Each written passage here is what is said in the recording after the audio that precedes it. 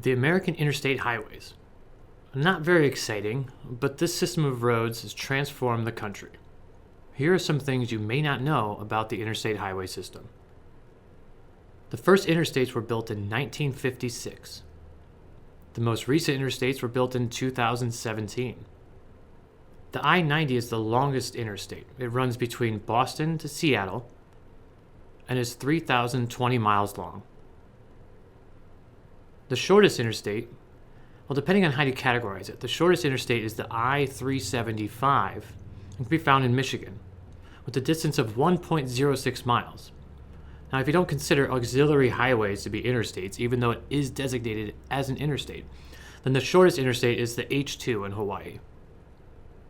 So what do these numbers mean? You have even-numbered interstates and you have odd-numbered interstates. The even numbers run east and west, whereas the odd numbers run north and south. Now, did you know if the interstate numbers are divisible by 5, they represent major coast-to-coast or border-to-border highways? Have you taken a cross-country road trip on one?